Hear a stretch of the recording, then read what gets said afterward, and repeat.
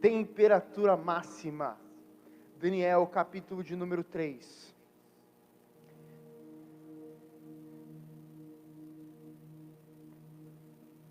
O capítulo número 3 de Daniel, quando você está abrindo, a gente não vai ler ele inteiro não, porque a gente conhece a história.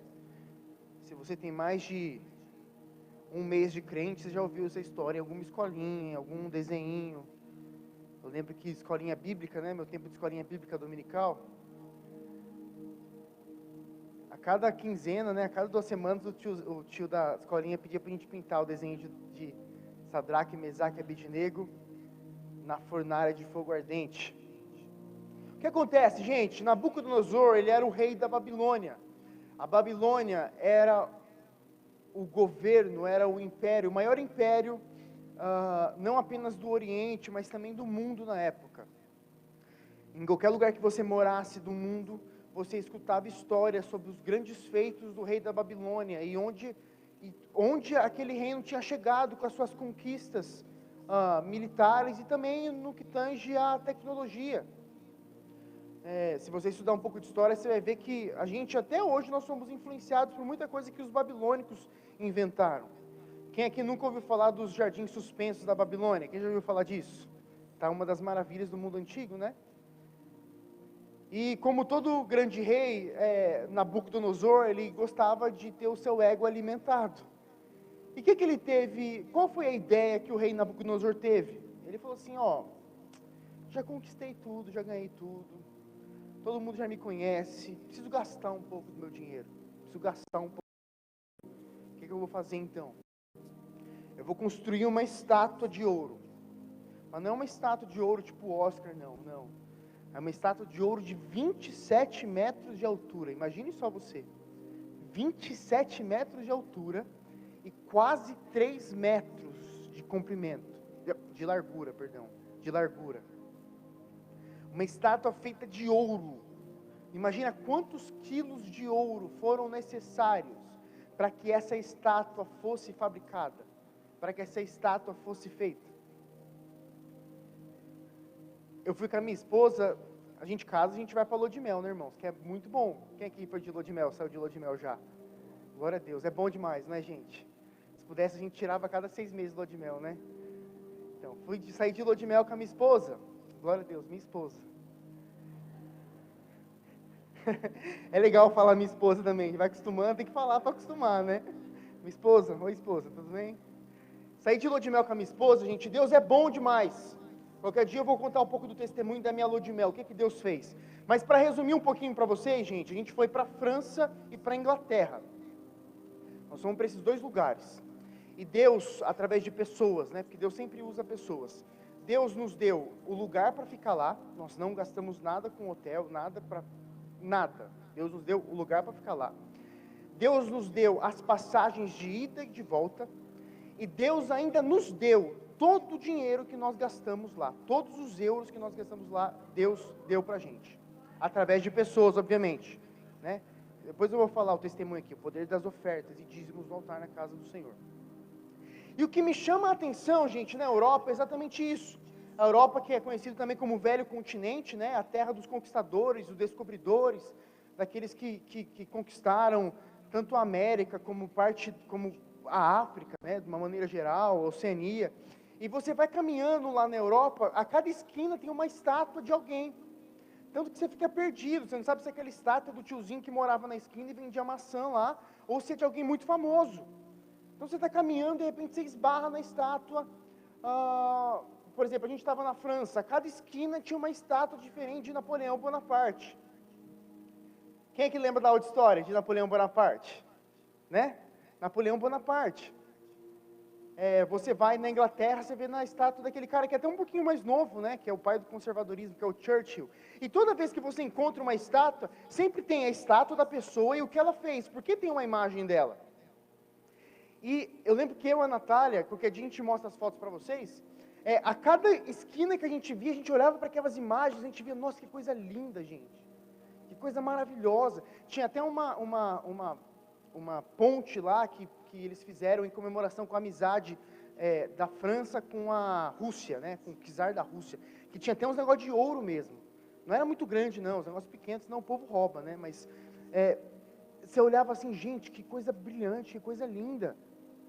Até quando a gente estava indo de trem, passava de trem lá da casa onde nós estávamos até Paris, a gente via a distância, a Torre Eiffel, nossa, que coisa maravilhosa. Aquele negócio que nem é muito bonito, vamos ser sinceros, né? Feito de latão, se tivesse que emoji, ninguém ia prestar atenção muito naquilo. Mas imagina o glamour, imagina a grandeza, imagina o esplendor, a magnitude, a majestade dessa estátua feita por Nabucodonosor. Uma estátua de ouro, irmãos, feita de ouro, 27 metros de altura e quase 3 metros de largura. Imagina as pessoas passando e vendo a distância, o sol batendo e refletindo a beleza daquela estátua.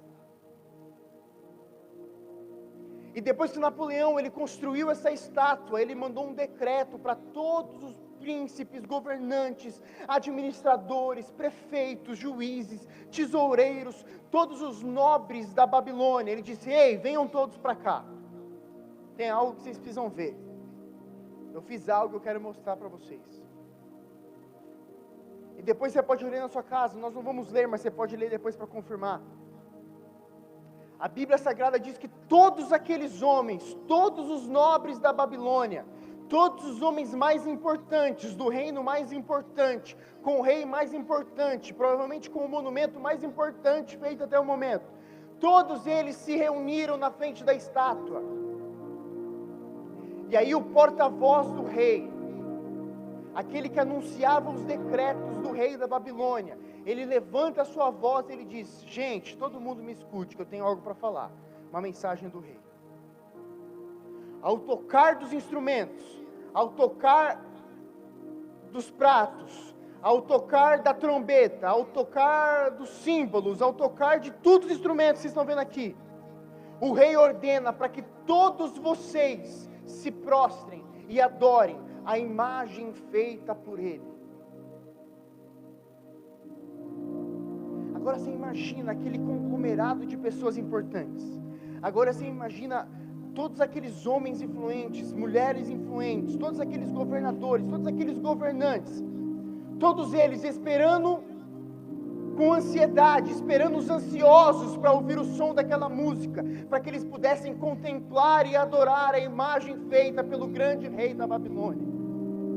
E a palavra de Deus diz que a música tocou, o prato tocou, a trombeta tocou, porque quando a trombeta toca que as coisas são reveladas, né? A trombeta tocou.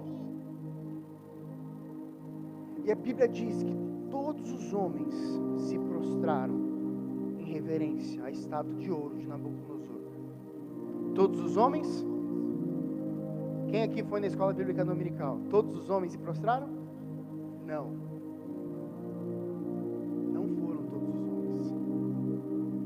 Os prefeitos se prostraram, os governadores se prostraram, os príncipes se prostraram, os tesoureiros se prostraram, as esposas do rei se prostraram, todo mundo que estava passando por lá se prostrou, menos 3 jovens hebreus: Sadraque, Mesaque e Abidnego. A música tocou, a trombeta tocou, todos os homens se prostraram, mas 3 jovens hebreus que estavam na corte da Babilônia, não se prostraram e não adoraram a imagem feita de ouro de Nabucodonosor. Glória a Deus, exatamente, glória a Deus. Irmãos, antes de começar efetivamente na palavra, eu quero te dizer que todos os dias, todas as manhãs, todas as vezes que nós colocamos os nossos pés para fora das nossas casas, é dada uma oportunidade para nós de nos prostrar ou não ao Deus desse mundo. O nosso pastor está pregando uma mensagem, está pregando uma série de mensagens sobre decisões. Decisões decidem destinos. A todo momento nos é dada a oportunidade de nos prostrar ou não ao Deus desse mundo. seja nas pequenas coisas ou nas grandes coisas, seja naquilo que todos estão vendo ou ninguém está vendo. A verdade é que a todo momento o diabo prepara cilada para que nós nos prostremos a Ele. E cabe a nós decidir, nós vamos nos prostrar ou nós vamos permanecer firmes com aquele que nós adoramos.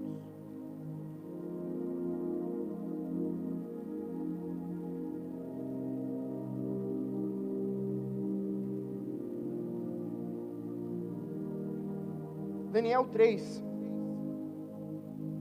verso de número 8.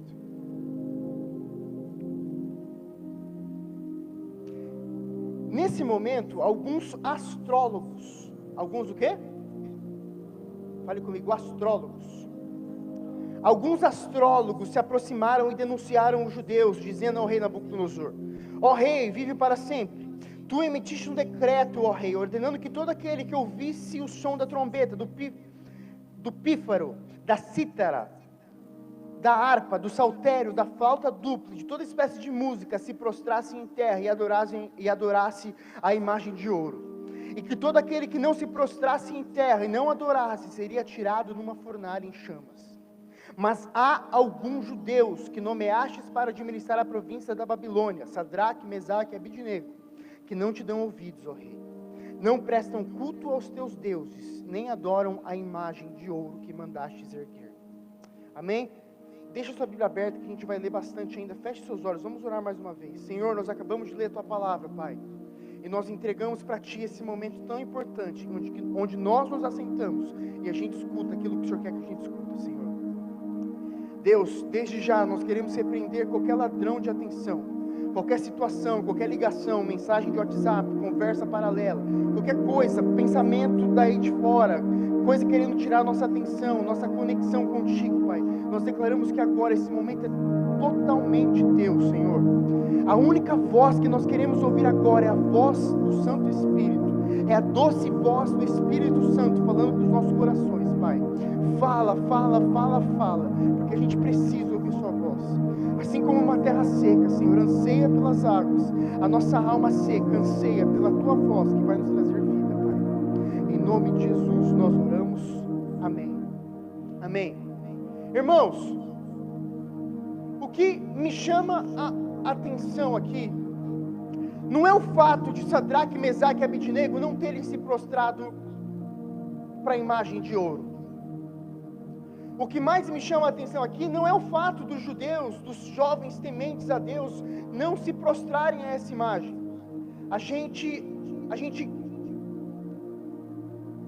Eu cresci, né? Nós crescemos ouvindo essas histórias. A gente está acostumado a saber que crente não deve se prostrar às pressões desse mundo. Que crente não negocia os seus princípios para se adequar àquilo que o mundo está pedindo. A gente está cansado de saber, a gente sabe disso. Mas o que me chama a atenção é qual foi o primeiro grupo de pessoas que perceberam a atitude de Sadraque, Mesaque e Abidnego. Vocês, quem foi o primeiro grupo de pessoas a perceber que os 3 jovens não haviam se prostrado? No começo do verso de número 8, diz que os astrólogos. Os astrólogos foram os primeiros a perceber que Sadraque, Mesaque e Abidnego não tinham se prostrado em reverência, em adoração à imagem de ouro. E querida, diferentemente de hoje a astrologia ela é ligada a essa balela de horóscopo. Porque você sabe, nós sabemos que crente não consulta horóscopo, amém? Sempre brinco que uma vez eu fui num culto aí numa igreja bem descolada. Aí aqueles momentos de jovem, você está conversando com a pessoa assim, né, para se conhecer, qual que é seu nome, de que igreja que você é e tal. Aí o irmãozinho perguntou, irmão, nossa, você é desse jeito e tal, por acaso você é de tal signo? Eu fiquei olhando pro irmãozinho assim, não irmão, não sou desse signo não, sou do signo de tomate. Aí o carinha foi olhando para mim, tomate? Mas não existe esse signo. Eu falei, não existe nenhum crente, você não acredita nesses negócios. Crente não acredita em horóscopo. Diga comigo assim, crente não consulta Tititi, Portal UOL, para saber o horóscopo. Amém? Crente crê na Bíblia. A astrologia hoje é ligada a esses estudos dos astros em relação à personalidade, né? Que é uma coisa boba de ascendente, descendente, setendente, sei lá. Esses ente aí que não tem nada a ver, que crente acredita na Bíblia e não nisso. Mas antigamente a astrologia, ela estava muito ligada à astronomia, que é diferente de astrologia. A astrologia é essas coisas de horóscopo. Já a astronomia é uma ciência. Ela estuda os movimentos dos astros, das estrelas, dos planetas, tudo a relação física dos movimentos que eles fazem, por que é desse jeito, por que o sistema solar é assim, sabe? É os estudos das estrelas. Antigamente a astronomia e a astrologia estavam ligadas entre si. E hoje de manhã, enquanto eu li essa palavra, Deus colocou essa coisa no meu coração. Por que foram os astrólogos? Por que eles foram os primeiros a perceber que Sadraque, Mesaque e Abednego não tinham se prostrado? Por que não foram os guardas? Por que não foram os fiscais? Por que não foi o próprio rei? Por que é que foram os astrólogos que perceberam que Sadraque, Mesaque e Abednego não haviam se prostrado? E a resposta, meu querido, é simples. A resposta, minha querida, é simples. Toda vez que nós tomamos uma postura de permanecermos firmes aos nossos princípios, algo no céu acontece. Toda vez que nós decidimos tomar uma postura espiritual, todas as vezes que nós decidimos permanecer firmes a quem nós cremos, a quem nós acreditamos, a quem nós adoramos, algum movimento no céu acontece. Aqueles homens, eles permaneceram firmes, eles disseram, nós não vamos nos prostrar. E os primeiros a perceber isso, foram aqueles que estudavam os céus. Você quer mover os céus? Quem que quer mover os céus? Você quer mover o céu ao seu favor? Não negocie os seus princípios. Não negocie a sua adoração. Não barganhe o seu louvor, a sua adoração. Não negocie a qual joelho você vai, por quem você vai dobrar o seu joelho. Porque toda vez que você permanece firme, toda vez que você permanece constante, toda vez que você permanece com seus pés firmados na palavra do Senhor, algum movimento no céu acontece. Você quer mover os céus? Você quer mover os céus ao seu favor? Permaneça firme no Senhor. Firme no Senhor. Nada na palavra de Deus é por acaso. Nada, não é para deixar mais bonito que os astrólogos foram os primeiros a perceber, não. Eles foram os primeiros a perceber porque o céu se move quando eu e você decidimos adorar ao Deus verdadeiro. E é por isso que muitas vezes o pessoal do louvor fica implorando para você dançar, celebrar, pular, gritar, dançar na presença de Deus, porque é algo tão poderoso nisso. Você não tem ideia, nós não temos ideia do que a adoração ao Deus verdadeiro pode fazer em nosso favor. Nós movemos os céus quando nós estamos firmados no Senhor. Glória a Deus.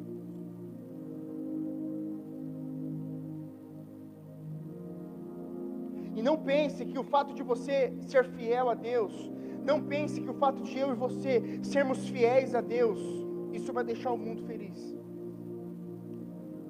Não pense que o fato de nós termos o coração devoto a Deus, do fato de nós demonstrarmos a nossa devoção a Deus, vai deixar as pessoas ao nosso redor felizes. Porque, irmão, minha irmã, meu irmão, a verdade é que quando nós adoramos a Deus com o nosso coração genuinamente voltado para Ele, nós incomodamos o poder das trevas. Fato é que toda vez que nós decidimos entregar uma adoração verdadeira, toda vez que nós nos apresentamos diante do mundo, com o nosso coração firmado na palavra do Senhor, nós incomodamos as forças malignas. Quando você está adorando a Deus verdadeiramente, muitas vezes você incomoda as pessoas do seu lado, você incomoda as pessoas na sua casa, você incomoda as pessoas no seu trabalho. Veja bem, a luz, ela sempre vai incomodar as trevas. O poder de Deus sempre vai incomodar os principados e potestades. A unção de Deus sempre vai incomodar a opressão do maligno. E quando eu falo incomodar, porque eu falei em São José essa manhã, quando eu falo incomodar, eu não falo do crente chato. Sabe, daquele crente que realmente incomoda muita gente. Tem aquela música, um crente incomoda muita gente, dois crentes incomodam. Não é desse tipo de incomodar. Porque aqui, Sadraque, Mesaque e Abednego incomodaram um grupo de astrólogos sem abrir a sua boca.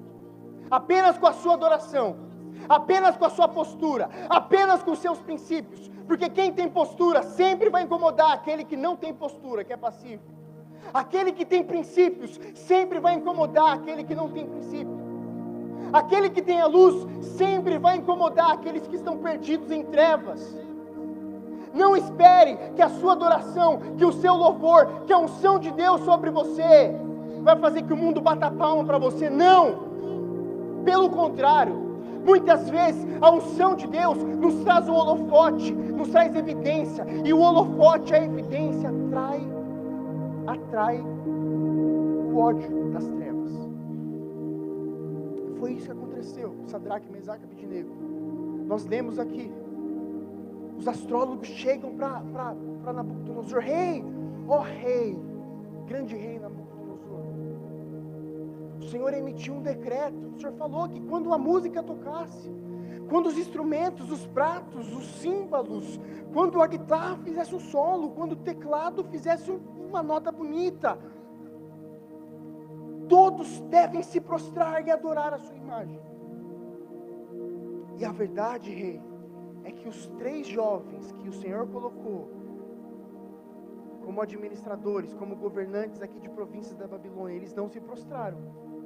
E agora, rei, o que é que o Senhor vai fazer? E agora, rei, qual que vai ser a sua decisão? O Senhor disse que aqueles que não se prostrassem seriam jogados na fornalha de fogo. Rei, o que é que o Senhor vai fazer?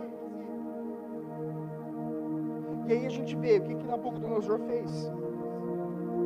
Verso de número 13: furioso, Nabucodonosor mandou chamar Sadraque, Mesaque e Abednego, e assim que eles foram conduzidos à presença do rei, Nabucodonosor lhes disse: é verdade, Sadraque, Mesaque e Abednego, que vocês não prestam culto aos meus deuses, nem adoram a imagem de ouro que mandei erguer?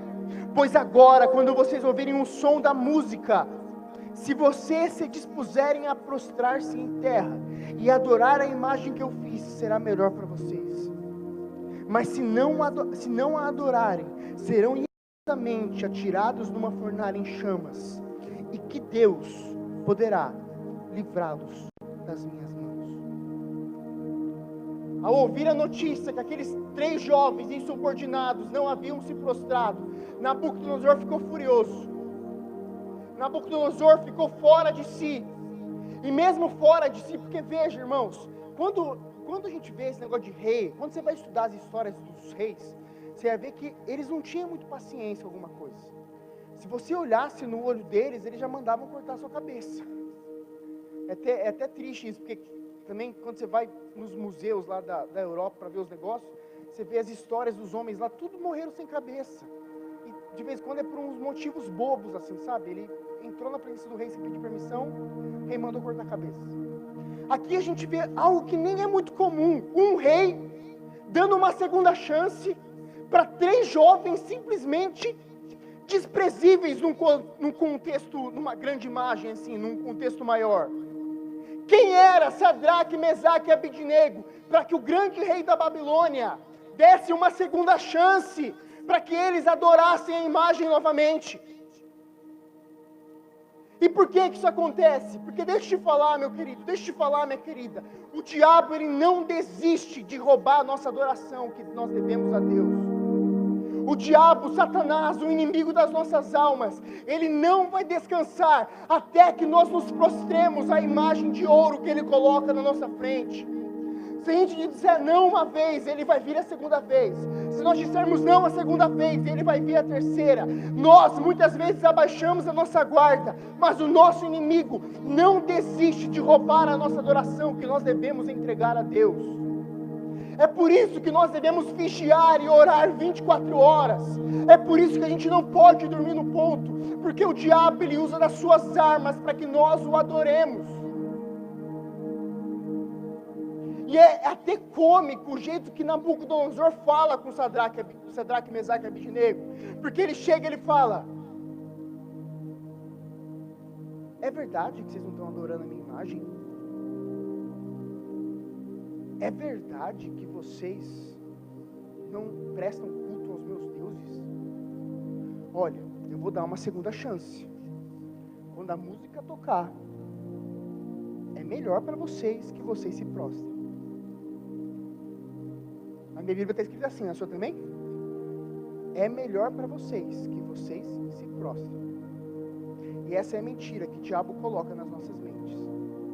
Que se nós negociarmos os nossos princípios, que se nós negociarmos as nossas verdades, nós teremos vantagens no mundo aí fora. Ou vai dizer que não é vantagem roubar um pouquinho sem ninguém ver.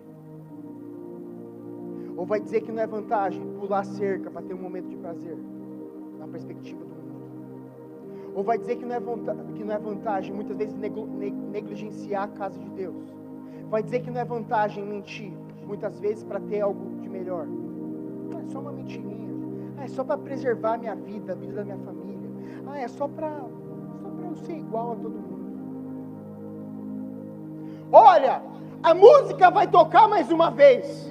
Olha, o som vai tocar mais uma vez. E Sadraque, Mesaque, Abednego, ei, vem cá, eu trouxe vocês lá da terra de vocês.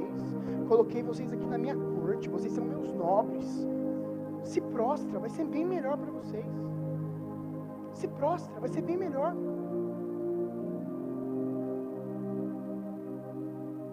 A todo momento o diabo fica jogando essas mentiras na nossa mente.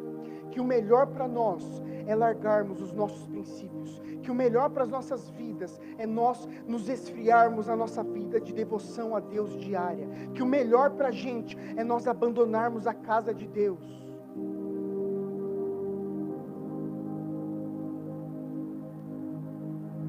E qual é a nossa decisão?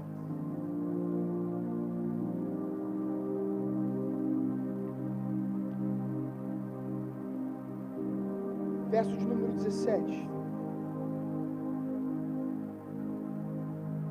Perdão, verso de número 16. Aqui nós temos a resposta de Sadraque, Mesaque e Abednego. Sadraque, Mesaque e Abednego responderam: ó Nabucodonosor, não precisamos defender-nos diante de ti. Ó Nabucodonosor, não precisamos nos defender diante de ti. Ou seja, aqueles 3 homens, já com a corda no pescoço, viram para Nabucodonosor e falam: Hey, a gente não precisa te responder.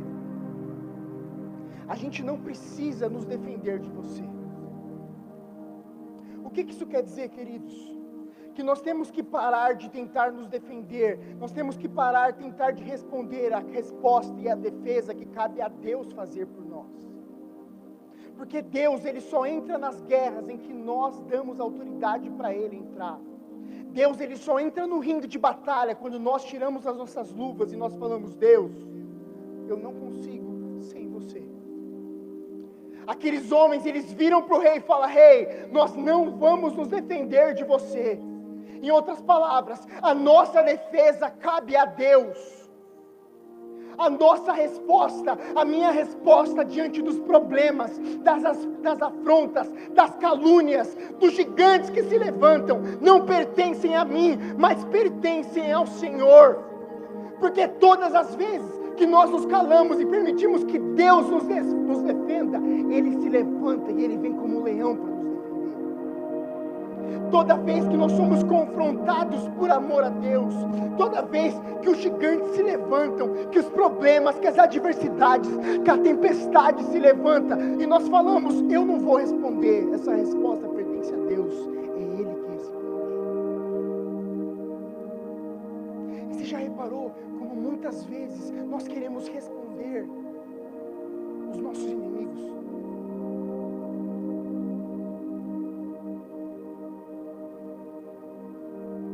Você já reparou como muitas vezes nós queremos justificar as nossas posturas para os nossos inimigos?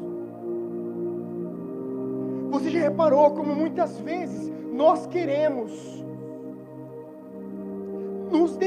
responder daquilo que nós sabemos que é injustiça, e muitas vezes as pessoas continuam a cometer com a gente. Querido, querida, toda injustiça que você sofre por amor do nome do Senhor, não é você que vai responder, é Ele que vai responder. Sadraque, Mesaque e Abednego não gastaram o seu tempo tentando se defender na frente do rei. Não, eles falaram: rei, a gente não vai se defender. Essa resposta, essa defesa não pertence a nós, pertence ao Senhor. E tem problemas na sua vida que o único que é capaz de responder, o único que é capaz de resolver, o único que é capaz de dar uma resposta é o Senhor. E Deus, Ele só fala quando o homem e os inimigos se calam. Deus, Ele só fala quando nós nos calamos para ouvir a voz dEle. Deus tem muita resposta para dar para você, meu querido. Deus tem muita defesa para dar para você em relação aos seus inimigos. Porém, pare de tentar fazer o papel de Deus. Pare de tentar se justificar em rede social, no WhatsApp. Pare de tentar se justificar suas posturas, o porquê de muitas coisas para as pessoas. Quem responde o porquê é Deus. Isso se Ele responder, porque muitas vezes os porquês de Deus Ele nem responde. A gente só vai entender, no céu.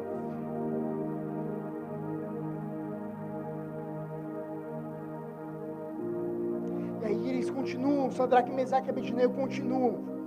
Se formos atirados na fornalha em chamas, o Deus a quem prestamos culto pode livrar-nos, e Ele nos livrará das tuas mãos, ó Rei. Mas, mesmo se Ele não nos livrar, saiba, ó Rei, que não prestaremos culto aos teus deuses, nem adoraremos a imagem de ouro que mandastes erguer. Sadraque, Mesaque e Abednego, eles viram para Nabucodonosor e falaram: rei, nós sabemos que o nosso Deus, Ele tem poder para nos livrar da fornalha de fogo. E nós cremos que Ele vai fazer isso. Mas saiba, ó rei, que mesmo se Ele não fizer, mesmo se Ele não fizer aquilo que nós cremos que Ele pode fazer, e que Ele é capaz de fazer, mesmo que Ele não faça aquilo que nós estamos orando para que Ele faça, nós não negociaremos a nossa adoração, nós não prestaremos culto ao Deus desse mundo, porque, irmão, minha irmã, vamos para o mundo real, vamos falar a verdade. Muitas vezes, ou algumas vezes, ou poucas vezes, eu não sei, depende de pessoa para pessoa, Deus, Ele não vai fazer aquilo que nós pedimos, nem hoje, nem amanhã, e nem depois de amanhã, e nem daqui 10 anos, 15, 20, 30 anos. Muitas vezes, nós oramos, nós pedimos, nós cremos que Ele é capaz de fazer, e Ele realmente é capaz. Mas a verdade é que os anos passam e aquilo que nós gastamos tanto tempo pedindo, tanto tempo orando, tantas lágrimas derramadas, não vem a realidade. E por que isso?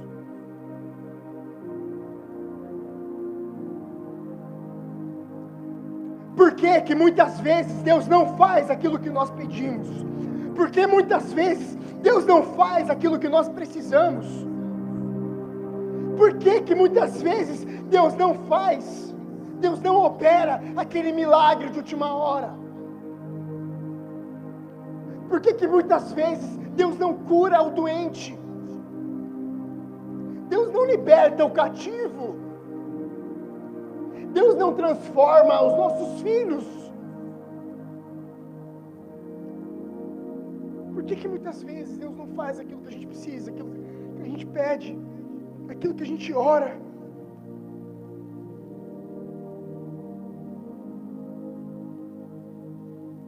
Sabe, eu falei lá em São José também, um dos casos que mais me marcaram na minha caminhada como pessoa, foi o caso do filho daquela cantora Aisha. Quem se lembra do caso do menino? Quem se lembra aqui? Esse Caso você não se lembra, a Estela é uma cantora gospel, uma cantora evangélica, temente a Deus, crente. Com o marido, o pastor Odilon, né? Odilon, nome diferente lá no Rio, né? Odilon, cara temente a Deus. Já até veio aqui algumas vezes. O filho mais velho deles, o Mateus, uns 3 anos atrás, menino saudável, menino bonito, menino boa pinta, legal, gente boa. Não conheço, né? Mas dizem que era. Foi acometido de meningite. E a Estela é uma mulher de Deus influente, conhecida nas redes sociais e tal, e ela começou a postar oração, pedindo oração. Gente, orem pelo meu filho está doente. Gente, o Mateus está com meningite, orem. E aí a Estela foi para programas de televisão, e aí a igreja brasileira se levantou, nós oramos.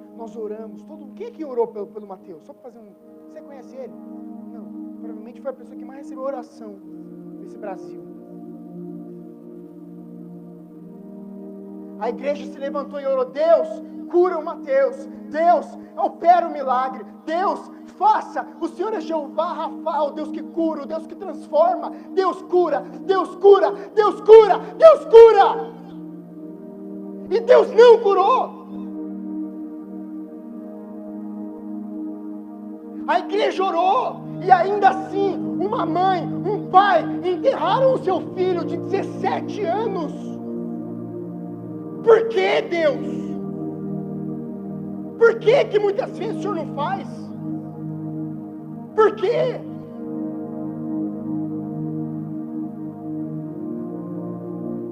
O que nós fazemos nesse mesmo quê? Porque Sadraque, Mesaque e Abednego, eles falaram: nós sabemos que o nosso Deus pode, Ele pode nos livrar da fornalha. Nós sabemos que Ele tem poder para isso, e nós cremos que Ele vai. Mas mesmo que Ele não faça, nós não prestaremos culto a essa imagem. O que eu e você fazemos nesse mesmo quê? Mesmo que Deus não faça aquilo que eu estou pedindo para que Ele faça, mesmo que Deus não cure a doença que eu estou pedindo para que Ele cure, mesmo que Ele não prospere os negócios que eu estou pedindo que Ele prospere, qual vai ser minha postura diante da imagem de ouro? E eu lutando com Deus, perguntando: Deus, por quê? Por que muitas vezes o Senhor não faz, Deus? Deus era apenas um jovem de 17 anos. Deus, os meus sonhos são legítimos. Por que muitas vezes o Senhor não faz aquilo que eu estou pedindo? Por quê, Deus? Por quê?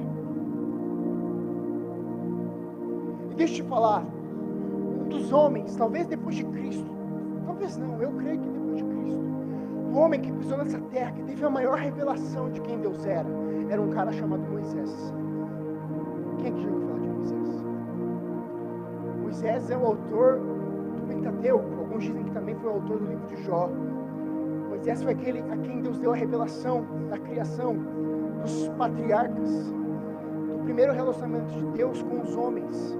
Quando Deus se revelava a Abraão, Isaac e Jacó, como Jeová Jiré, Jeová Shalom, Jeová Rafa, Jeová Tzedeknu. Aquele que Moisés era o cara que escreveu as leis. Era o cara que falava com Deus face a face, como quem conversa com um amigo. Era um cara que conhecia Deus.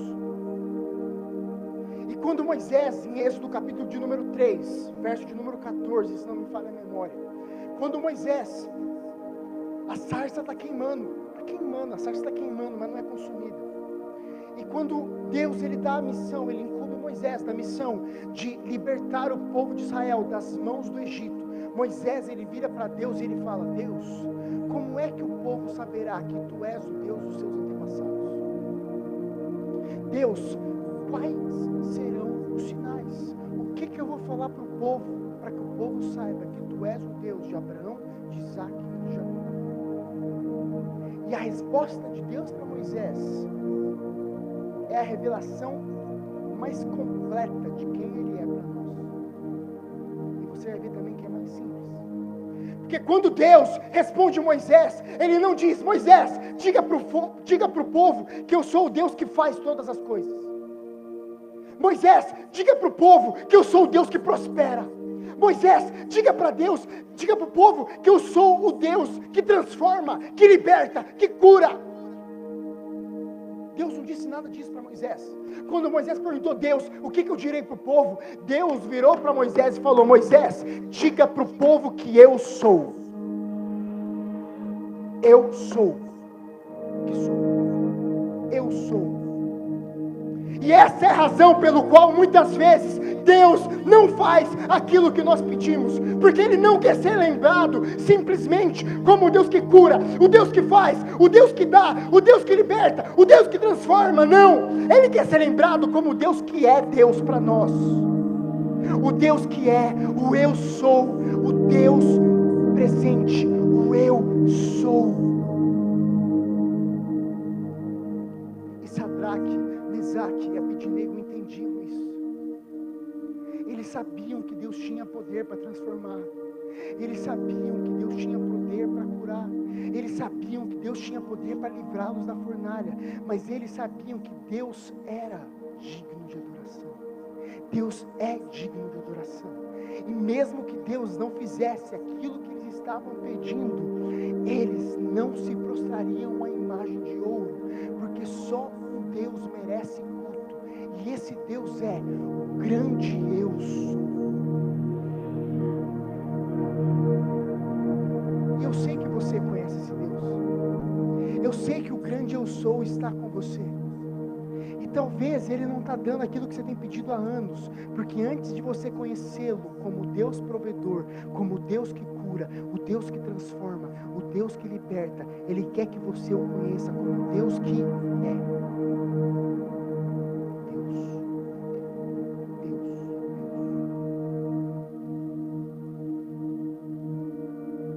Grande eu sou, mesmo se Ele não fizer, eu não vou negociar a minha adoração.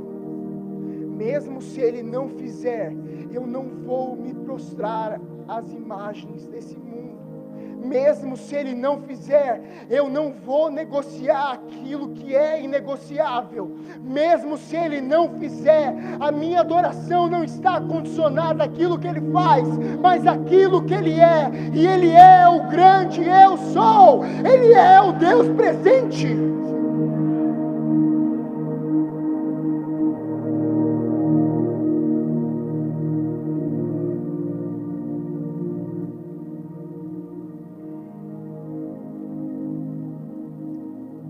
Mesmo se Ele não nos livrar, saiba, ó Rei, que não prestaremos culto aos teus deuses, nem adoraremos a imagem de ouro que mandastes erguer. O verso de número 19 diz: Nabucodonosor ficou tão furioso com Sadraque, Mesaque e Abednego, que o seu semblante mudou. Isso é engraçado, irmãos, porque no verso de número 13, você vai ver que já fala que Nabucodonosor ficou furioso. No verso de número 19, fala que ele ficou mais furioso.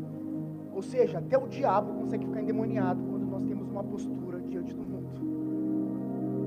Até o demônio fica possesso quando ele vê que nós não vamos negociar a nossa adoração. O rei ficou furioso, ao quadrado aqui, porque Sadraque, Mesaque e Abednego não negociaram aquilo que pertencia a Deus. Deu ordens para que a fornalha fosse aquecida 7 vezes mais, como de costume. E ordenou que alguns dos soldados mais fortes do seu exército amarrassem Sadraque, Mesaque e Abednego e os atirassem na fornalha de fogo. E os 3 homens, vestidos com seus mantos, calções, turbantes e outras roupas, foram amarrados e atirados na fornalha extraordinariamente quente. E rapidamente, já estou encerrando a palavra, 3 consequências da fornalha de fogo nas nossas vidas. 3 consequências da fornalha ardente nas nossas vidas.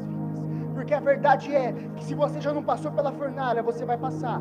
Se você já passou, você vai passar de novo. Se você está passando, vai acabar, mas depois você volta, porque a fornalha faz parte da caminhada cristã. As lutas, as adversidades fazem parte do dia a dia. Jesus disse: no mundo vocês terão aflições, mas tende bom ânimo. 3 consequências da fornalha de fogo nas nossas vidas.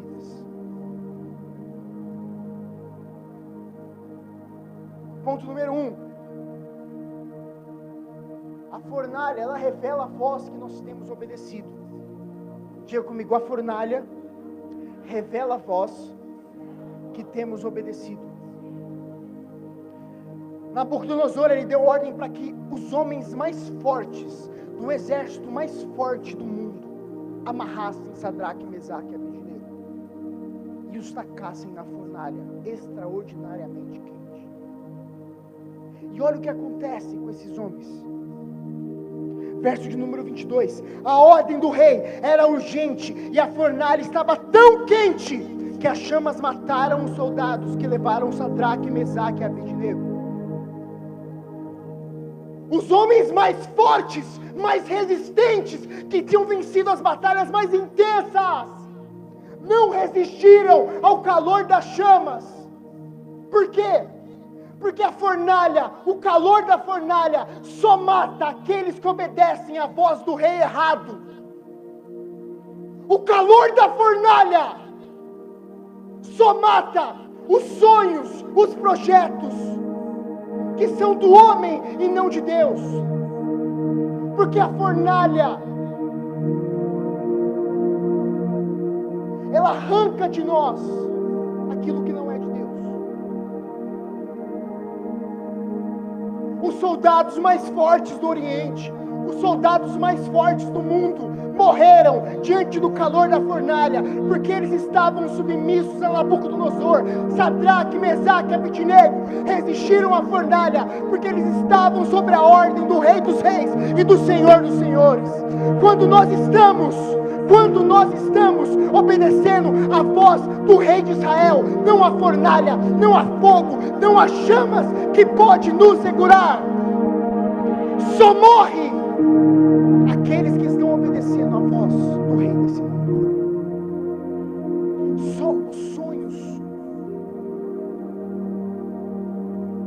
morrem quando os sonhos estão de acordo com a vontade do rei desse mundo e não com a vontade de Deus. Os projetos morrem quando os projetos são da parte do rei desse mundo e não do rei dos reis. Porque quando eu olho para a minha vida, eu sempre falo isso e é bom para você entender, porque existem muitos sonhos que nós temos que não são sonhos de Deus. Não são sonhos errados, não são sonhos que têm, como é que fala? Motivações erradas. Não são sonhos que têm motivos errados. São até sonhos bons, mas não são sonhos de Deus. Eu sempre falo isso. Quando eu tinha 16, 17, 14, 15, 16 anos, meu sonho era ser rockstar de Jesus. Meu sonho era aquela época do Rebelde, lembra do Rebelde? Eu sou rebelde. Meu pai não deixava assistir, eu assistia escondido com a Camila e com o Rafael.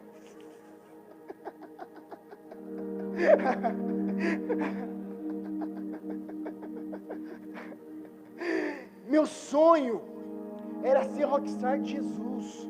Eu vi os DVD do Rio Song, aqueles cara estiloso, aqueles cabelos estilosos, com os braços tudo tatuados, com aquelas calças apertadas, estilosas, e os manos com as guitarras bonitas assim. Eu falava, Jesus, me dá uma voz assim, Jesus, para cantar pro Senhor. Nossa Deus, se o Senhor fizer isso vai ser muito top. E não sei o que lá.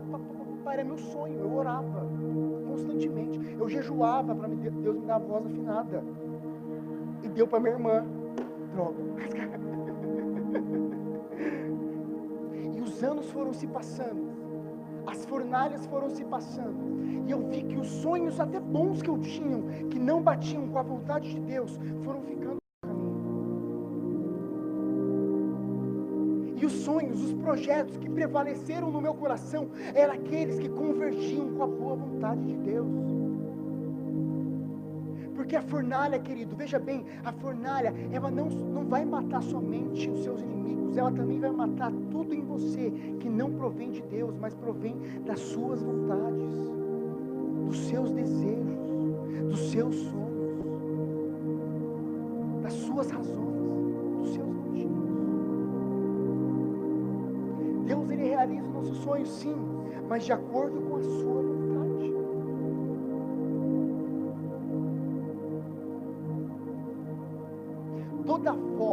Todo sonho, todo desejo, todo projeto que estão em submissão à voz de Deus não vão morrer quando você estiver passando pela prova. Só vai morrer os sonhos, os projetos que estão sob a palavra de Nabucodonosor. Mas Felipe tinha tudo para dar certo. Esse meu relacionamento, ele era tão lindo, Felipe. Ele era trabalhador, educado, tinha tudo para dar certo, mas não deu. Ele era tão forte, igual esses homens aqui, não deu certo. Porque esse era projeto do mundo, não de Deus. Mas Felipe, esse negócio tinha tudo para dar certo. O meu sócio ia entrar com dinheiro e eu ia entrar com administração. Essas coisas nunca dão certo. Ele ia entrar com dinheiro, eu só ia ter que administrar. Tava tudo, só faltava assinar. E na última hora o cara desistiu. Calma. É porque era desse mundo, não era de Deus. Mas Felipe era tantos anos naquele lugar, eram tantos anos servindo naquele lugar, e do nada tudo acabou, do nada tudo se desmoronou, do nada tudo foi embora. É porque era projeto do mundo, não projeto de Deus. Os projetos de Deus não morrem com o calor da fornalha, não, eles são fortalecidos. A fornalha, ela mata soldado obediente a Nabucodonosor, soldado, homem, temente, obediente à voz de Deus, não morre com a fornalha. Então a fornalha, ela revela a voz que nós temos obedecido. E quem aqui é obediente à voz de Deus? Diga amém. Diga amém. Segundo ponto,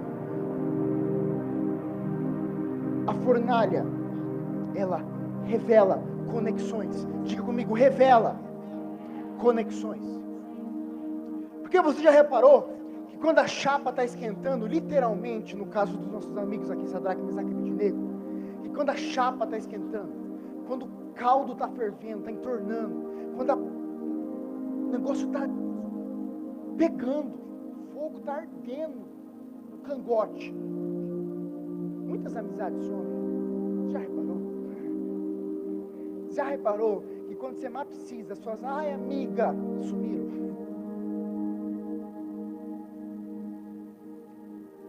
Você já reparou que quando você, muitas vezes, quando você mais precisa de amigos, até de parentes, até de colegas, quando você mais precisa deles, quando você mais precisam deles, muitas vezes eles somem quando a coisa começa a esquentar? Por quê? Porque a fornalha, ela só preserva as conexões divinas. Toda companhia que está do seu lado para te prender é morta quando você passa pela fornalha. Porque existem pessoas que até estão do seu lado, que você até pensa que estão lá para te proteger, que você até pensa que estão lá para ser suas amigas, seus amigos, que você até pensa que são importantes para você, mas na verdade elas estão te prendendo. Os soldados eram companhias que prendiam Sadraque, Mesaque e Abednego. Quando eles se aproximaram da fornalha, aquelas companhias ficaram pelo caminho. Querido, toda vez que você for abandonado por um amigo, quando você precisar deles, dê glória a Deus, porque Deus só está te mostrando aquilo que já era. Nossa, mas o que aconteceu? Não é o que aconteceu, é o que sempre aconteceu. Eu até tive uma experiência recentemente, falei em São José hoje, quando eu mais queria meus amigos, alguns amigos meus do meu lado, para estar comigo, para me honrar, para eu honrá-los, para eu celebrar com eles. Muitos dos meus amigos simplesmente viraram a cara para mim, inventaram desculpa. E alguns que eu pensava que nem estariam, estiveram. Porque quando Abednego, ele estava caminhando para ir para a fornalha, quem estava do seu lado não eram os seus amigos da corte da Babilônia, não eram os tesoureiros, não eram os juízes, os governadores. os seus amigos administradores das províncias. Quando Abidnego estava caminhando para a fornalha, quando ele olhava para o seu lado, ele via os seus amigos de sempre, Sadraque e Mesaque. Porque ao mesmo tempo que companhias nos abandonam quando a gente está passando pelo fogo, Deus coloca conexões divinas que vão nos acompanhar para a gente passar pelas provas. Deus tem um amigo chegado para você. Talvez ele está até do seu lado agora. Olha para a pessoa do seu lado e fala: será que é você? Bora passar pela fornalha junto? Bora passar um calor? É uma suadinha no bigode? Ao mesmo tempo que os soldados morreram, estava lá Sadraque, Mesaque e Abidnego, caminhando, os 3 companheiros juntos pela fornalha. E Deus tem amigos, conexões divinas, que vão se apresentar para você quando a coisa estiver fervendo. Nunca se esqueça daqueles que estiveram do seu lado quando você passou pela fornalha. Nunca se esqueça daqueles que comeram farofa com você, farinha com você. Quando você estiver comendo filé mignon, convida ele também. Oh glória,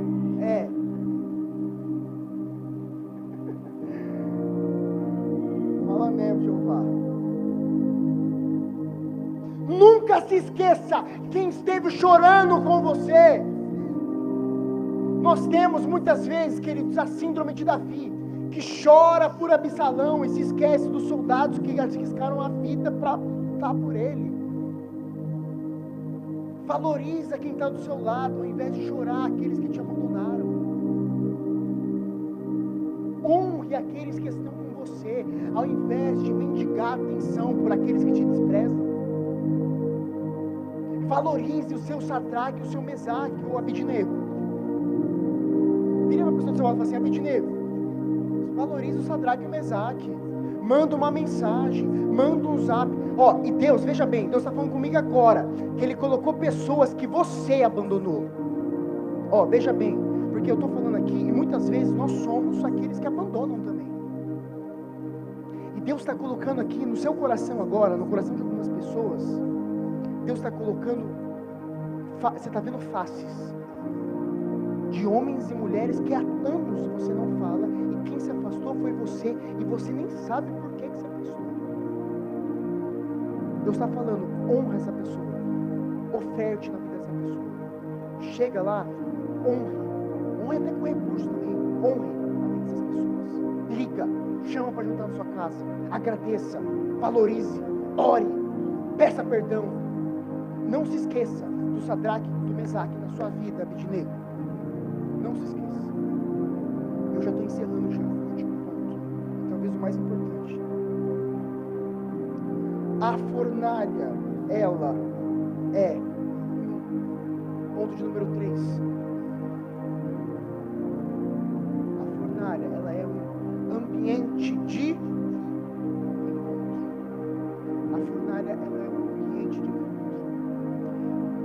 Até então, desde o começo da nossa história, da história dos 3 jovens mancebos judeus, Sadraque, Mesaque e Abidnego, Deus, Ele tinha trabalhado nos bastidores. Porque Deus, Ele é assim. O que dizer de Deus, né? Ao mesmo tempo que Ele vem, Ele fala com aquela voz de trovão que faz a gente arrepiar, estremecer e tremer de medo. Ele é o Deus que fala na brisa da tarde. Ao mesmo tempo que Ele é o Deus que brada em alta voz, que ruge como leão, Ele é o Deus que sussurra no nosso ouvido. E até então, Deus tinha apenas sussurrado. Ele tinha apenas agido nos bastidores, no backstage, aquilo que ninguém vê. Deus, Ele já havia sido citado por Sadraque, Mesaque e Abidnego. Deus, Ele já havia na nossa história sido desafiado, confrontado pelo rei, por Nabucodonosor. Que Deus poderá livrar vocês das minhas mãos. Deus estava apenas trabalhando por detrás das cortinas. Mas a verdade é que é no calor da fornalha que Deus se revela a nós de uma forma palpável. É no calor da chama, é no calor da fornalha, é no calor da adversidade, dos problemas, das lutas, que Deus se revela a nós, face a face. É quando a chama está mais quente, é quando a batalha está mais sangrenta, é quando a gente acha que a gente não vai aguentar mais, que nós abrimos os nossos olhos espirituais e nós vemos que tem um Deus que está do nosso lado. Querido, toda fornalha é um ambiente de encontro com Jesus.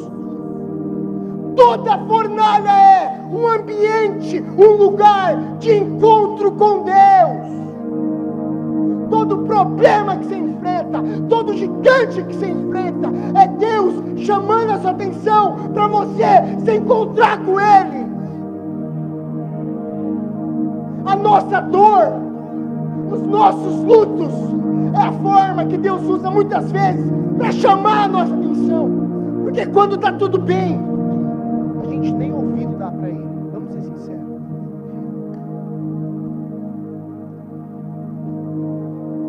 Quando está tudo bem, muitas vezes nós estamos ocupados demais, ouvindo a voz dos nossos amigos importantes, ouvindo a voz dos homens e mulheres influentes.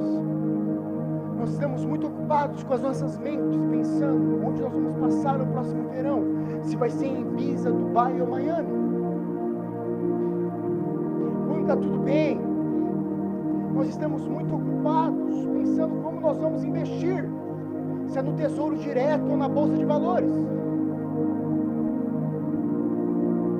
Mas é quando está doendo, é quando está quente, é quando está fervendo, que Deus se revela a nós como aquele que está do nosso lado desde o começo. Olha aqui,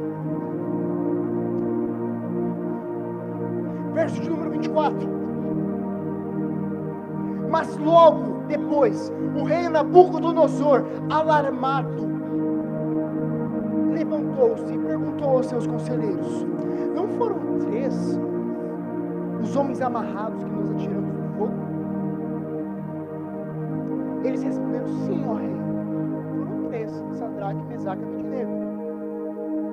E o rei exclamou: olhem, vejam, olha lá, vocês não estão vendo não? Vocês não conseguem ver?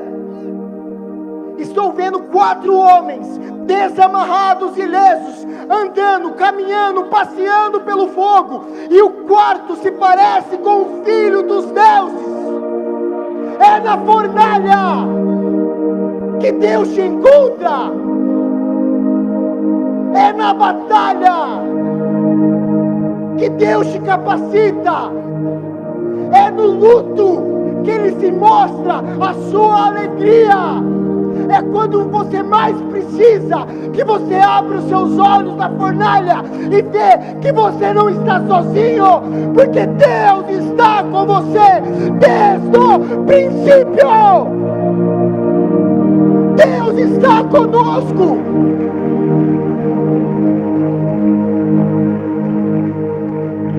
Deus está conosco. Deus está conosco. Quando a Êxila, o seu marido, enterraram o seu filho, Deus estava lá. Quando você pega o seu exame e você vê que deu positivo, Deus está lá com você. Quando você abre o seu extrato e você vê que está negativo e você não sabe o que fazer, Deus está lá com você. Quando você vê, quando você abre, Deus está falando com alguém agora. Quando você abre o WhatsApp do seu marido e você vê aquelas mensagens daquela mulher mandando coisa errada para o seu marido, Deus manda te dizer que Ele está lá chorando com você.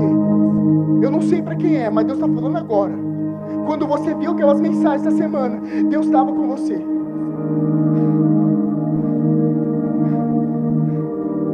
Quando está quente, quando está fervendo, quando as chamas estão levantando, quando os soldados já morreram, quando o rei Ele já se virou, já deu as costas para a gente. Quando o cheiro do churrasco já está se levantando, Ele está lá com a gente. Ele está lá comigo. Ele está lá com você. Quando nós nos decidimos, quando a gente toma a decisão de nos permanecer de pé em relação ao Deus desse mundo, Deus, Ele sempre está conosco quando nós precisamos. Pode ser que Ele não faça o que nós pedimos, pode ser que Ele não vai operar os milagres que a gente pensa que a gente precisa, mas a única certeza que nós temos quando nós estamos passando pela fornalha é que Jesus está comigo. Fica de pé no seu lugar.